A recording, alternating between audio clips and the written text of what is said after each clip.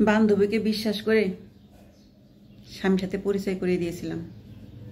আমার বান্ধবী অনেক সুন্দর ছিল, স্মার্ট ছিল, কথা তার অনেক সুন্দর ছিল। স্বামীর সাথে পরিচয় দেওয়াটাই হয়ে গেল আমার জীবনের চরমকাল। আমার বান্ধবী ধীরে ধীরে আমার স্বামীর মন জয় করে ফেলে। ভিতরে ভিতরে আমি বুঝতে পারিনি।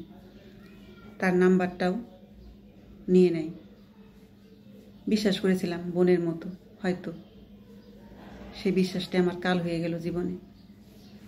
বান্ধবী আমার স্বামীর সাথে সুন্দর কথা বলে, রাত দিন 24 ঘন্টা আমার স্বামীর খোঁজ খবর রাখে, সেটা আমি ধীরে ধীরে বুঝতে পারি। হঠাৎ একদিন আমার চোখে পড়ে যায় আমার বান্ধবীর নাম্বারটা।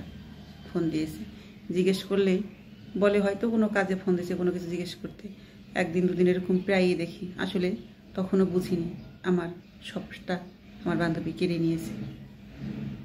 বান্ধবী ছিল বিশ্বাসী একজন মানুষ, যাকে আমি চোখ বুজে বিশ্বাস করতাম।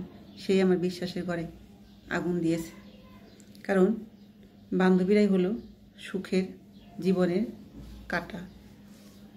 বেশিরভাগ বান্ধবীরাই বান্ধবীদের সুখ সহ্য করতে পারে না। আমি যাকে বোনের মতো ভালোবেসে আমার ঘরে ঠাঁই দিয়েছিলাম, তার বিপদে পাশে দাঁড়াইছিলাম, সেই আমার সংসারটা তছনছ করে দিল।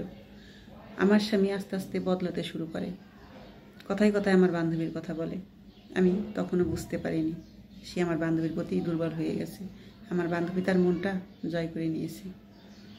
বুঝবো কী করে? সে তো আমাকে ভালোবাসতো, আমিও তাকে মন প্রাণ দিয়ে ভালোবাসতাম। এতটুকু ফাঁক ছিল না আমাদের মধ্যে। সে জায়গায় কী করে আমার বান্ধবী প্রবেশ করলো?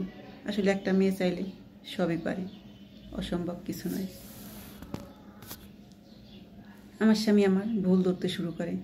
আমি এমন, আমি তেমন, আমি ভালো না, আমি স্মার্ট নই, আমি কোনো কিছু ম্যানেজ করতে পারি না, মানুষের সাথে মিশতে পারি না।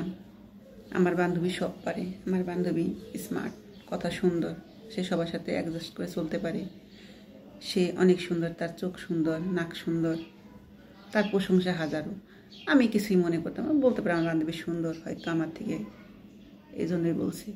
আসলে সে যে তার স্বপ্নটা নিয়ে আমি বুঝতে পারিনি।